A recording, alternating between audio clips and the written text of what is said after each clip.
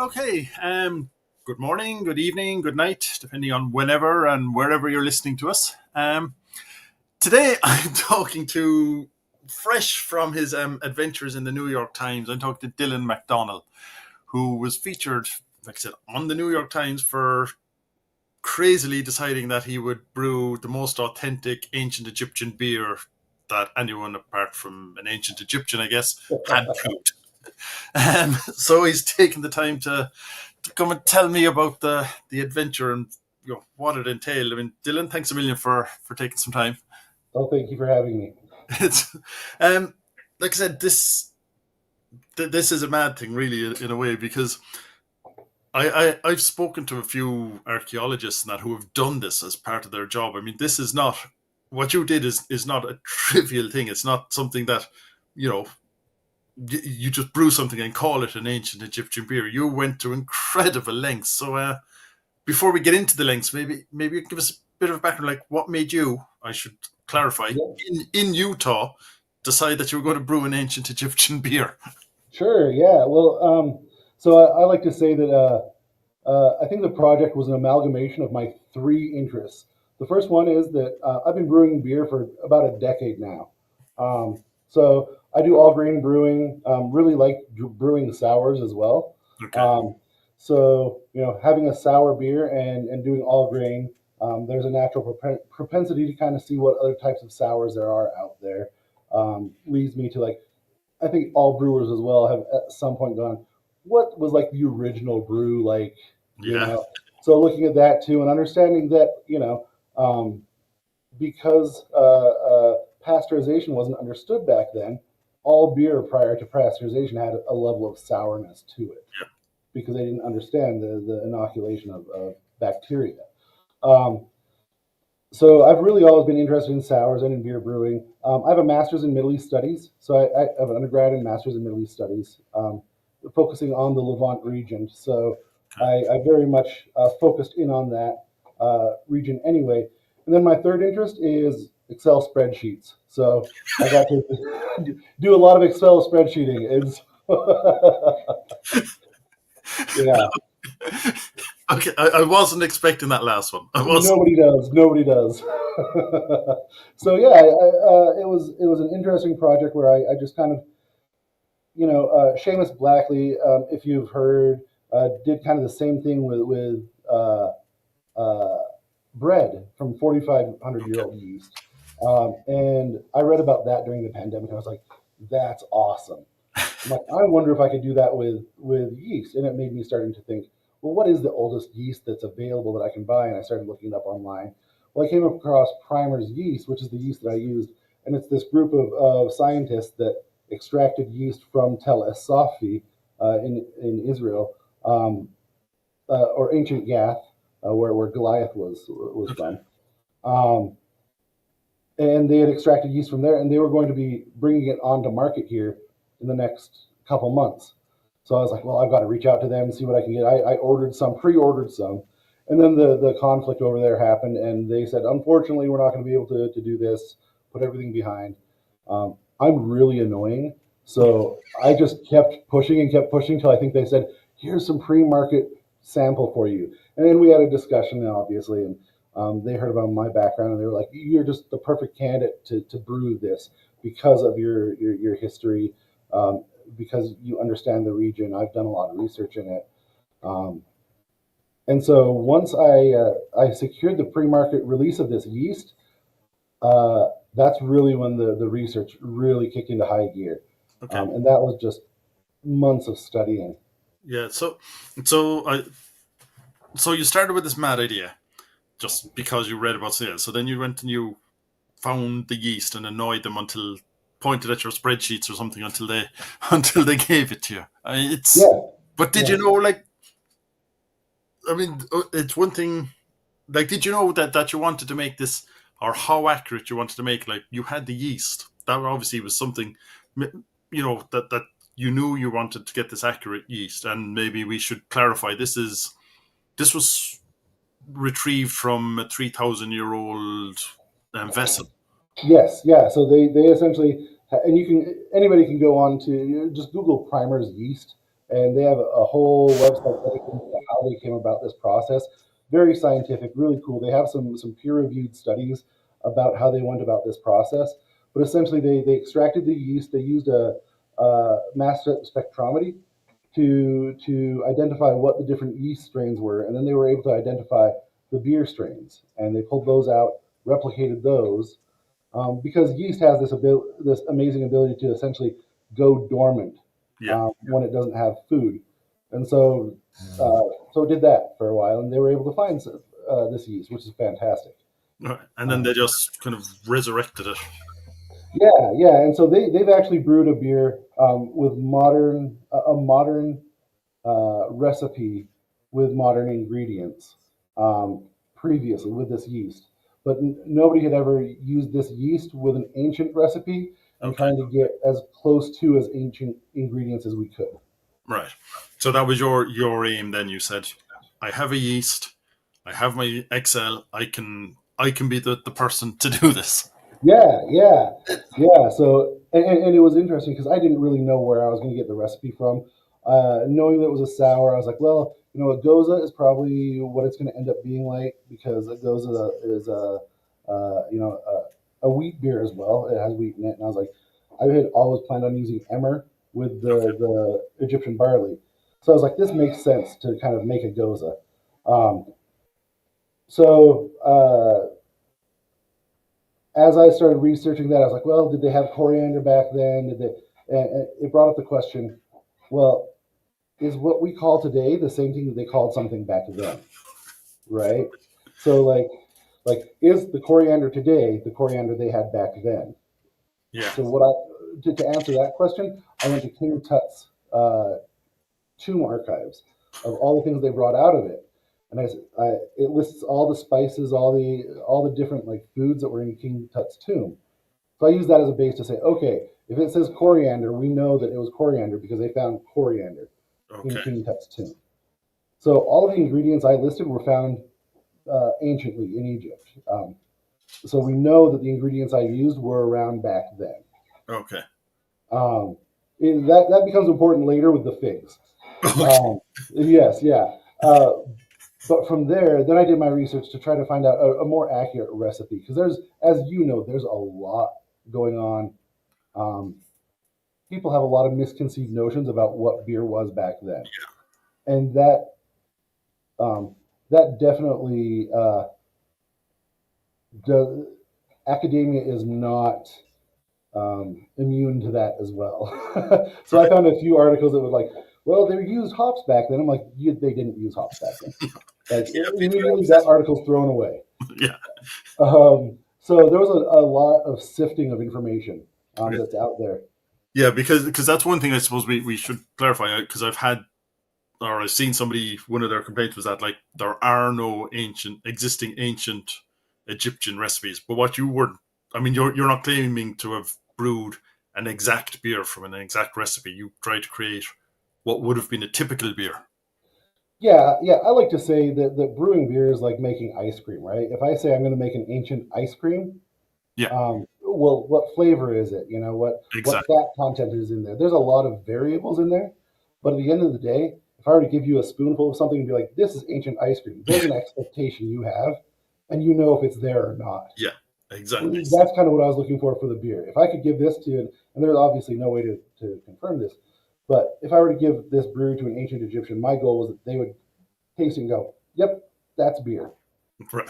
Um, so, so yeah, no, there's not an exact ancient recipe, absolutely not. Right. But there are methods that we can see were used back then um, that you can decide on which way you want to take it. So, for example, bapir, the baked bread that goes into Egyptian beer. I didn't do that for mine Okay. um, because by that time, because one, uh, this was a Philistine yeast. It wasn't an Egyptian yeast. It was Egyptian adjacent.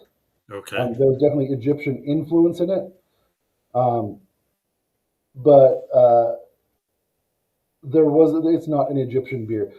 Also, Bapir was used off and on. It's not used all the time, and uh, there is evidence that it's not used in beer by this time as well. Okay. So I was like, okay, they had grinding down to a science by 850 BCE. They understood to grind their grains for the most part, it seems, at least from the recipes that I've, or from the research that I've read. And then the two ingredients for the base grains were barley and emmer. Uh, I ended up malting my own emmer because I couldn't find malted emmer, which was an experience. I also ended up smoking that emmer because I felt like the emmer would probably be smoked as it was malted as well. So Okay. there's a level of smoke in it as well. Yeah. See, this is where I was saying, like, it sounds at the start like, yeah, I have an idea. I'll just go and brew some ancient beer. But I mean, like I said at the start, like I've spoken to archaeologists who have done this, and this is the level of stuff. This is what I can't get my head around. That someone who is not an archaeologist, yes, you have a master's in the ancient history and that, but you're not an archaeologist. And like, did you understand at the start that you were going to go into this level of detail, that it was going to take all of this work? Uh, yes, just because that's who I am. Anybody who knows me knows that I am a very thorough person. Okay. And so going into this, to me, part of the fun in brewing the beer is really justifying every single action in the beer brewing process, which is what you have to do for this. So anytime it's like, okay, I'm introducing this new element to the beer, why? Okay. Can I historically justify doing that? And if the answer is no, I wouldn't do it. Okay. Um, so yeah, you know, I anticipated that it would be a lot of work. I didn't anticipate it would be a lot of money. It got to be expensive because I would buy ingredients and then I'd be like, oh, I don't actually need that ingredient. Or I'd buy backups of the ingredients, like the figs, which were incredibly hard to find. I had a backup fig just in case I couldn't find the figs that I was looking for. Okay. So yeah, it ended up being a very expensive endeavor. Um, and probably, if you ask my wife, I probably spent more time on it than she would have liked. But she's proud of me now. I got in the New York Times. She can't not be proud of me, Exactly. right? Yeah. So But yeah, so you got your yeast, you got your grains, and you went through. And I think this is where the Excel spreadsheets came in. You went through some ancient manuscripts, itemizing yeah, everything. yeah. So I ended up finding the best recipe on the Ebers Papyrus. And the Ebers Papyrus is a papyrus from Luxor, Egypt, that is one of the most comprehensive medical documents from ancient Egypt Okay. ever. There's about 800 different recipes. Some of them are really far out there, um, but some of them talk about mixing something with beer and then drinking that. Okay. And when they do that, so they'll say like sweet beer up there. And what I would do for that, that's where I rely on my previous, the purple Egyptian barley and the emmer wheat for the base of it. Okay. Because I felt like that was a decent base. But the rest of it, so there, I went and found about 75 recipes that mention drinking the beer and that there's beer included. Um, and in there, there's a ton of different, I'll just call them adjuncts, I guess, um, Yeah. uh, that are listed. And what I wanted to do was tease out all the adjuncts that were most common. And what I found was there was about 8 of those that were extremely common, that were just, I mean, in 30% of the beers Okay. type thing. Whereas most of the other ingredients were found in maybe one of the recipes, maybe two. So I eliminated all those because I'm like, I'm not gonna. And some of them were like deer fat, right? Like I'm not gonna add deer fat to beer. I'm sorry. Probably a good So, choice. yeah. I wanted people to drink it too.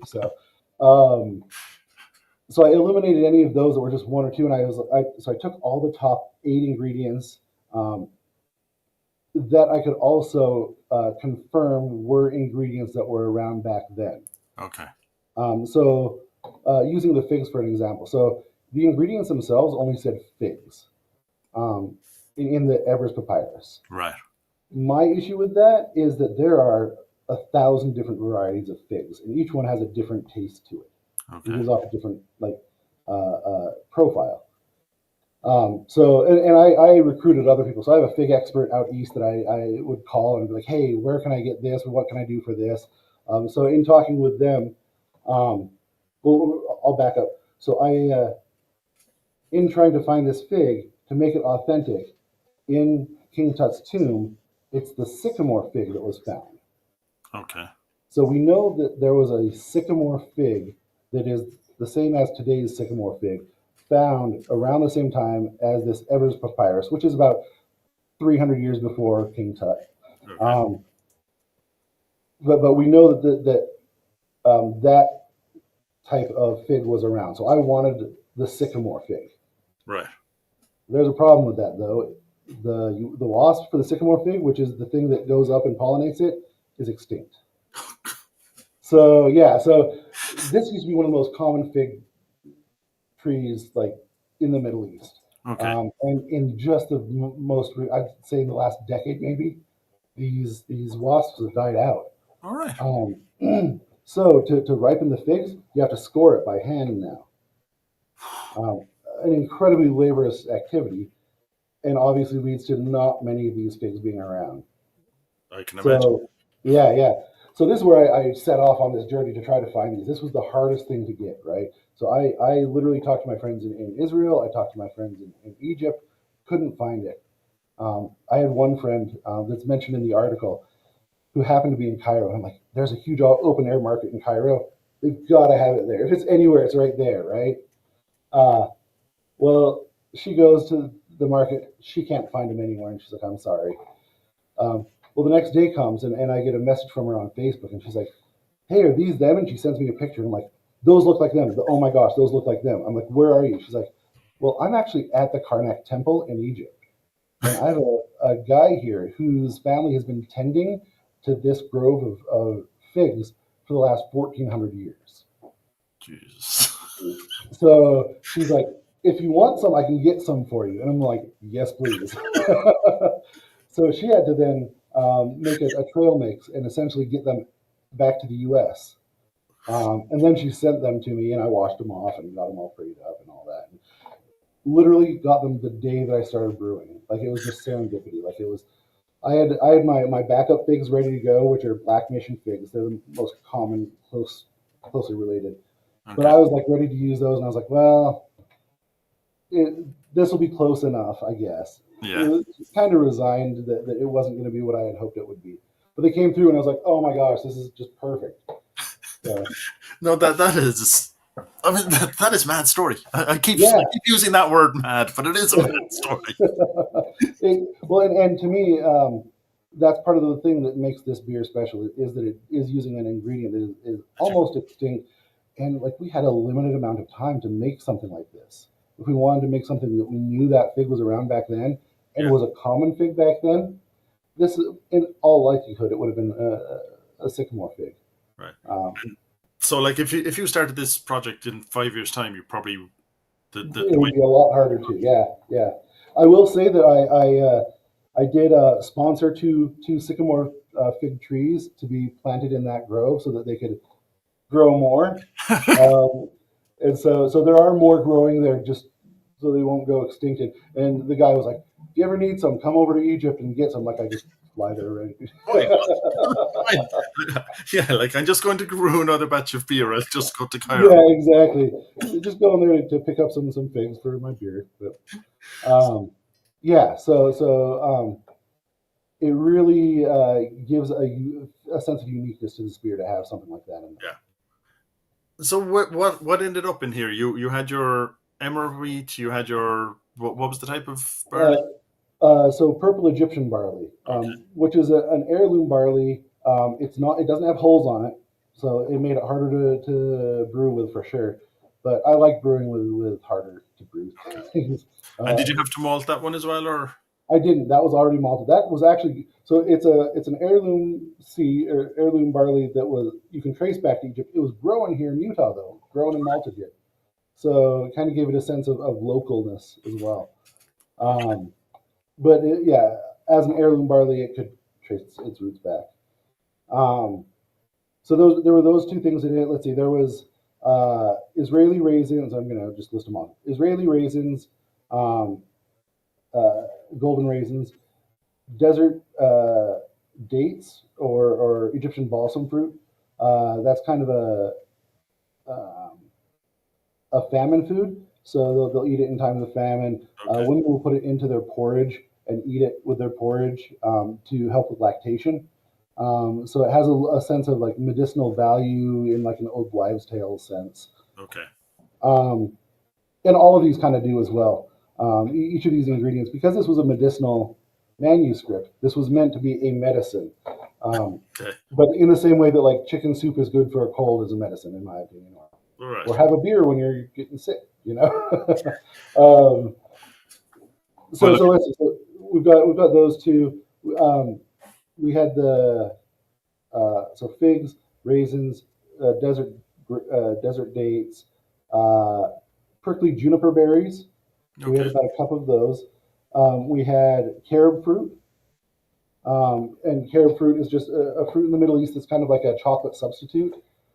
Um, we had frankincense, Hojari frankincense, which let me tell you, that was the biggest fear for me to work with because anybody who has like a little bit goes a long way, Okay.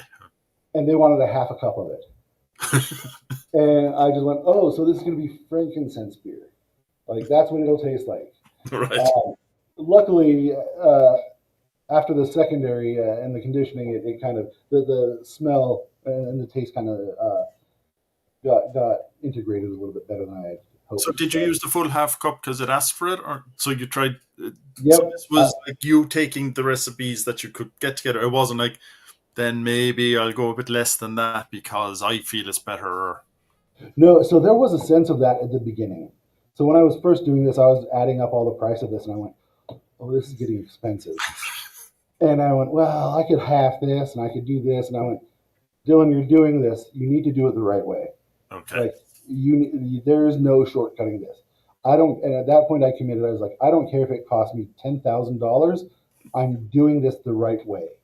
Like, and that's why like if these figs, if I needed to spend $500 to get them shipped here from Egypt, I would have done it to get them because I Okay. wanted it done the right way. Um, it was such a unique opportunity for me. I didn't want to mess it up. Right. Makes sense. So yeah, that's kind of where I came at with that. Um, and then black cumin I used as well in there, which gave it some nice warm tones to it. And then the most expensive ingredient was the honey. Um, so I Okay. used Yemeni Sidr honey, Okay. which is uh, it's a monofloral honey from Yemen, from the Christ thorn tree only. Um, the reason I use that is because Christ thorn was a plant that was again found in King Tut's tomb. So we know that honey could have been made from the Christ thorn tree Okay. back at that time. And so rather than getting a honey that is taking flavors from flowers today that may not have been around, I wanted to get one that was taking flavors from a plant that we knew was around back then. Okay. And I take it that was difficult to find as well. Yeah, I had to order that straight from Yemen, and that was about $500 worth of honey in it. So, and that was 4 cups of honey. So it was a decent amount of honey, but $500 for 4 cups is a lot. Yeah, it's not even. I mean, yeah, I agree with you on there, but it's like I'm trying to figure out how you would start trying to trace down where to get honey from a specific tree in Yemen. Like, where do you even start with that kind of? So I started by again kind of looking to see, well, what kind of monofloral honeys are there? Because and it's funny because like I've looked into honey as well. You kind of have to be a jack of all trades to some degree for this. So like I've done my own little beekeeping, nothing that I would call myself even an amateur at. I mean, but I know enough about the process that I know you take you know multifloral uh, bees that pollinate multiple uh, flowers. You're going to get the taste from multiple Yeah. flowers. Um, and so I wanted it to be something that really was from that time. So I looked up all the monofloral, found a few, but um, the Yemeni Sidr honey is something that's been around for a while. Um, and just in looking it up, it's pretty well known Oh, as kind of a medicinal honey, as an expensive honey. uh, so my mind was pretty much made up for me by that time, with the exception of my pocketbook, um, where I was like, "Is there a cheaper route?" And I actually bought some other honey from Egypt that I thought would work, and it wasn't the same. And okay. I said, I can't, which is too bad because I spent $200 on that. That's And still so good honey, though. yeah. That one looked more like motor oil than it did honey, and so I was like, I'm not going to use this. um, the other thing that I did with the honey though is I made sure, and I didn't pitch that into the wort until it reached below 95 degrees, Okay. um, because I didn't want the uh, the honey to break down and to lose any of its flavoring or Okay. any potential medicinal benefits or anything like that. So I added that after it reached the breakdown Right. temperature. Okay. So, So I mean, once you had all your ingredients, then, like I said, you came to brewing day. So how like how different is this from, say, your standard home brewing? it wasn't all that different. I had looked into a few different methods. So one of the ideas was using actual pottery, rather than using my modern equipment. Okay. And so I had bought all the pots to do this. But again, in my research, the kilning aspect, because it was the early Iron Age that this occurred, Yeah. that the yeast was found in, not that Ebers Papyrus was in. Um, there was high kilning was a thing, or high high kilning of pottery was a thing, Okay. which would make it more glass and less permeable. All right. Um, Okay. and so it wouldn't give off any of flavors there. So I actually said, you know what, I'm not even going to do that because I'm going to mess that up, and I'd rather have something brewed with my equipment that I know I've used before and I know makes good beer. Especially when Um, you're spending $500 yeah, on money. it goes back to my grandpa who fought in World War II, and he always said, you use the gun that you practice with. You know, it's like you don't use a new gun. And so that kept resonating in my head. Like, no, you use the equipment that you practice with. You use the equipment you know. Like, you're gonna mess something up if you don't. All right. And so I used all of my equipment, and I couldn't find a good justification for using ancient equipment. Right. Now I went through. I did a quick boil of it. I only did well, no, that's not true. I wanted to do a quick boil. I ended up doing the full boil. I wanted to do a quick boil. I felt it was probably better to do a full hour-long boil, Okay. um, just because probably didn't boil it back then. But I also sanitary, right? I wanted this to still be sanitary. So there's some aspects of this that I went, sorry, like Okay. there's only so far I can go. And that's why I say this is a building block. Like this is by no far this is what it was. I want somebody else to use my research to make an even more authentic version. Right. Um, so I Yeah. went through this whole process. What's that? I'd say, like, and that's what we said at the start here. Like, it's an Egyptian beer. It's not a specific beer that they specifically brewed, that some guy brewed on that day. Right, It is a thing that covers the whole range of ancient Egyptian history. It could have been brewed at any time, and so things right, have changed. right. And something to remember is back then brewing was incredibly popular. So we talk about these major sites like Tel Es Yeah. Safi, they had these giant brew equipments. What isn't really talked about much is that just not far away there are homes with literally beer equipment in the middle of every home. Right. So everyone was brewing beer at this time. It's hard to imagine that people didn't do what I'm doing and go, let's try this. Yeah. And so again, kind of like the ice cream analogy, no, it's not Rocky Road ice cream from Ben and Jerry's, right? Yeah. But it's ice cream. It's something that you can try and go, yep, that's definitely ice cream. Yeah. So, and it's like, say, a modern, I don't know, an IPA brewed by you or brewed by your neighbor. There'd be slight differences, but they're the same recognizable beer. Exactly. That's exactly it. Um, so I went through the regular process for that. Did include the boil, even though The other thing is purple Egyptian barley, if you don't boil it, turns out with a tinge of purple in it. Okay. So I was hoping to capture that, but again, I sided with sanitary over just the look of it. Uh, and then one thing I did is the recipe itself calls for the beer once you've put all the ingredients together to sit overnight. Okay. And to cool overnight. So I actually had it cool overnight. I did cover it at that point, so that no wild yeast that I didn't introduce Okay. would be introduced to it. But all of the different, I had already soaked all of the fruit in the hopes to extract any of the bacteria from that fruit Okay. from the region, in the hope of getting the bacteria to inoculate the beer with that and use that to sour it, which worked out fantastically. That worked out exactly how I had planned, um, right down to the pH level I wanted. So Okay. yeah, so it's a 3.2 pH, which is exactly where I wanted it. I was just pleased as punch about that. Yeah, then I went through the beer brewing process. I did try putting it in a secondary of um,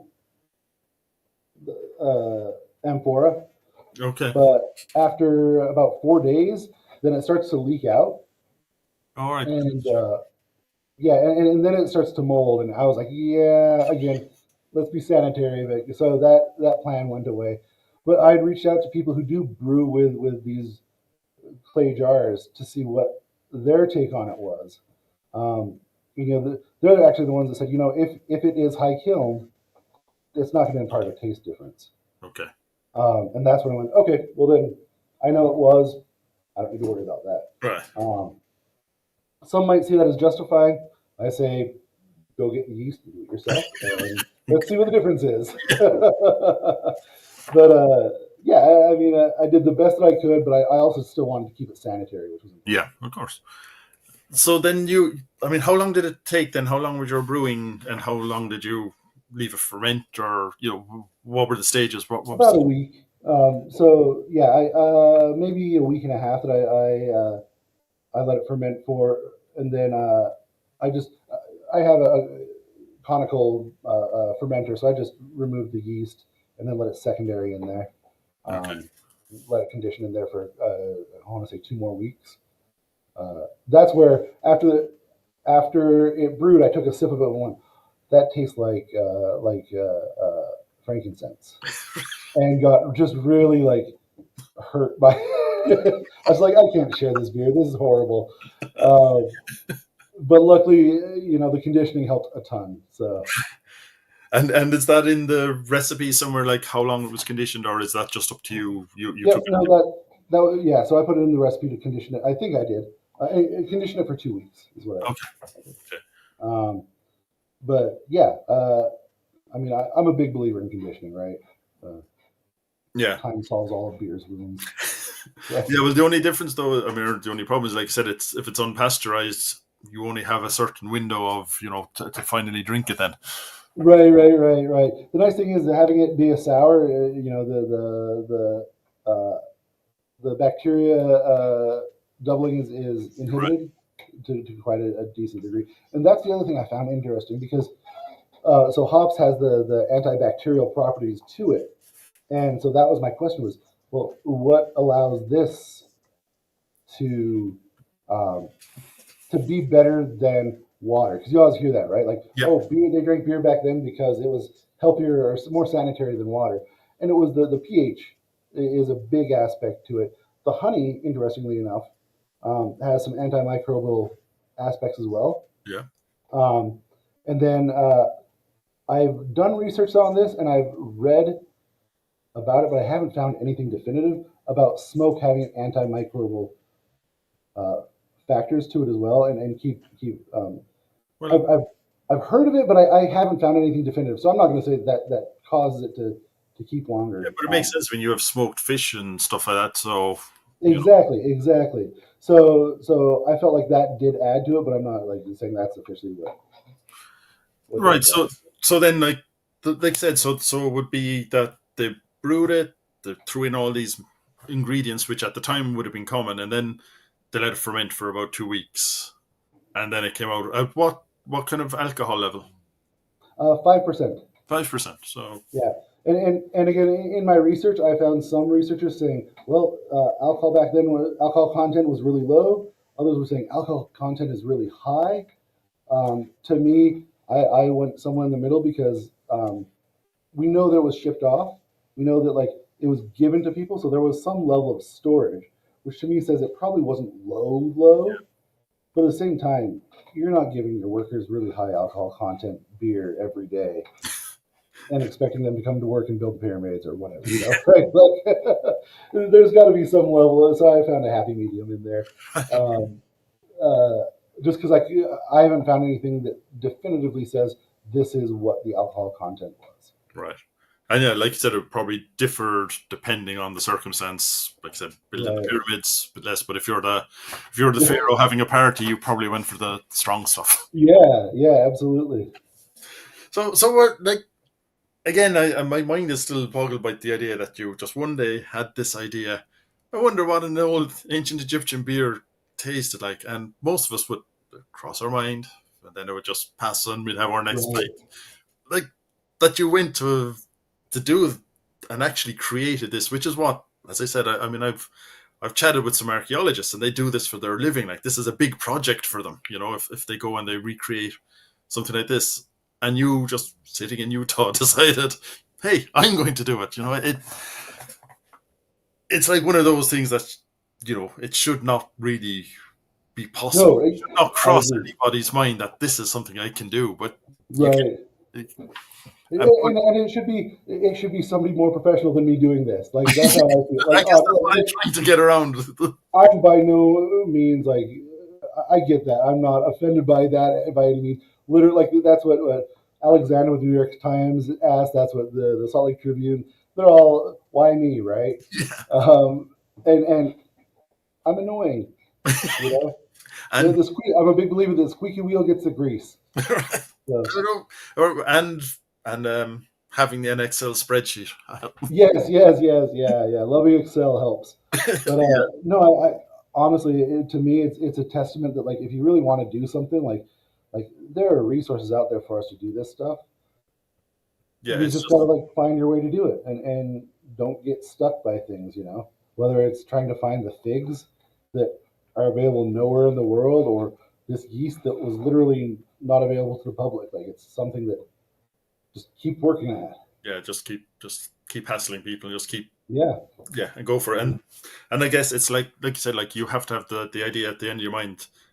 I'm going to make as few compromises as possible. Like I'll only make a compromise if someone can justify that this is not realistic, or they wouldn't have done this, or it makes yeah. no difference. So you've That got was such a big aspect to it. Like when I had that change in my mindset, which was honestly probably a month or two into me gathering the ingredients, that's when the whole project switched. Like just did a massive flip in my head when okay, I was like, "You're not like." Before that, it was like, "Well, we'll try to make something in the same vein of it and all this stuff."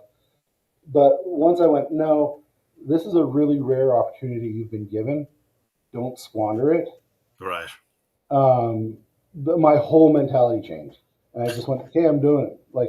And I told my wife, I was like, this might get a little expensive, but like, this is, to me, it's not more expensive than the, 8 years I went to school, you right, know, like, this is something I've been interested in this area. I've been interested in the archaeology of this area. I've been interested in the history of the area since I can remember. So to be able to connect myself with the area, um, it goes beyond just brewing beer at that point, right? It speaks to one's humanity, in my yeah, opinion, and I think that's something that everyone who bakes, who makes beer, who does all these things has that connection of like, I want to connect with others. Very few people I find brew beer because they just want to drink it themselves, yeah. right? That's true. We all do it because we want to share it with others and we want to have that connection. And to me, brewing this beer helped make me feel like I was connected to the ancient Egyptians who were doing it 3,000 years ago using the same ingredients, um, and then afterwards enjoying something that tasted similar. Um, And that's that's cool. Yeah, no, it definitely is. I mean, it's you can go around and go say visit the pyramids, but this is you go, you leave, and this is Yeah. something. How much of this did you brew? So I brewed 10 gallons of this. I was going to do 5 gallons, and then I went, I have one chance of this. Let's do 10 gallons. So I have 100 bottles of it. Had 100 bottles. I'm slowly like doing tastings and things like that. Utah's laws are really weird. So I'm not allowed to like share it out in public or things like that. It has to be like a private event. Technically, I think it has to be at my house. I will speak to that in case they're listening. Um, but yeah, there's a lot of rules around it. And then obviously, like shipping is almost impossible. Sir, have you? I take you've had requests for people willing to pay you lots of money for these. Yeah, and that's the other thing is I can't legally sell any of it here in Utah. But again, I'm okay with that because I never wanted to sell this. I want people to experience it. Yeah, When I drink the beer, like it's a beer, I like it's a unique taste. It's something that I will always remember that taste and that smell of. And even after the fact, like just occasionally, I'm like, oh, like that taste just comes like roaring back because it's unique. Um, and it what does is? taste very much like a goza, but it's still just with all of the ingredients. The honey imparts a floral flavor that is just unique to it. The frankincense is a very strong flavor. Uh, the cumin just really nicely accentuates the beer as well. So yeah, So it's drinkable. It's oh you could absolutely. drink it like sessionable. Maybe is more what I'm trying to get to. You could have a few of them. Yeah, yeah. I've had so like I'll have a couple each time I like do a presentation. So And do you look at uh, the bottles and kind of say, "I don't, I need to keep more," or is it like, "Hey, as they go, they go"? yeah, as they go, they go. I have one bottle that I've kept for myself for time and forever, and then I have one bottle that I put in an amphora that I plan on burying Okay. because why not, right? I feel like it's one of those like who knows, maybe in 3,000 years someone will dig this up and want to redo this, right? Like who knows? So yeah, I because other people have asked me that like, so did you put any in the ground? And I'm like, I have to. Just Yeah, have to. I think you do. Yeah, yeah. So what's next then? Are you ever going to brew this again, or will you ever be able to? Oh, well, that's the question, right? I don't know if I'll ever be able to. I'd love to, and I'd love to refine it over time. Um, Cost is crazy expensive. Um, I've had breweries reach out to me and say they want to brew it, and I'm like, you don't want to brew this. This is crazy expensive. Like, And they'll and I just, said, if you want like a parsed down one where you're not using cider honey and things like that, you can do that, and I can help you with that. But to get something so authentic is really hard between the ingredients that may be extinct, the expense, the yeast, um, and then refining it to a point where you're coming up with something that adds to the historicity of it. yeah, It would be tough. yeah. No, I could see, any commercial brewery. Yeah, I could see them trying to make a big deal, but anyone who really kind of likes history or beer wouldn't. Yeah, It wouldn't be historically. It wouldn't be what you created, and right, right. why bother then? And that's what somebody I think it was the Tribune asked me this. They said, "Well, why didn't they go with a brewery instead of you?" And to me, the answer is, well, because home brewers can do these small batch beers that are way more expensive than any brewery would ever take on, and make it so unique and so like specific to that instance. That's not what a big brewery can do. So it's better for a home brewer to take on a project like this or an academic who's doing it on a single batch than a giant brewer that's going to do barrel after barrel of this. Yeah. Well, I guess. Look, I know you've got a busy morning, so I can leave you. You've given me loads of time. Well, thank you. This is. I'm going to say it again. It's a mad, impressively mad project. It's like it's inspirational, really, that Well, someone thank you. can sit down and just say, cross their head, wonder what an ancient Egyptian, and then go out and actually make it happen and get on the New York Times. And Well, thank you. Thank it's you. it's very I'm still in shock by it. I never in a million years did I think this much attention would come from it. Well, yeah, it kind of sets you a challenge for the next beer you brew, doesn't it? Yes, yeah. I actually brewed one last night. So I did 100% rye beer last night because I had 50 pounds of rye in my house. And my wife said, "You need to get rid of this now." And so I was like, "Okay, I'm making a rye beer tonight." But no, it does set the bar for that.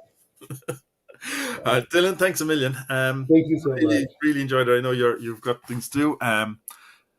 So yeah, but that's all I'm going to say. Look, thanks a million for your time. It was a really impressive project. I know hopefully you've inspired when people get to listen to and watch this, they'll get some idea of maybe their local beer that was local to them. Because I know there's lots of home brewers out there trying to do farmhouse beers and local beer. So you can do something very, very authentic. Yeah, and if anybody who's watching this wants to reach out to me, I'm always open to talking to people about it and helping out wherever I can. Excellent. Yeah. All right, listen, thanks a million. I'll let you get back to work because it's early morning over there. And enjoy the beers, I suppose. I don't know whether to tell you to just drink them ahead or to save them and keep them. We'll see what the weekend brings. There'll be nothing left by Monday. Yeah, probably not. All right, thanks a million. Thanks so much. Bye.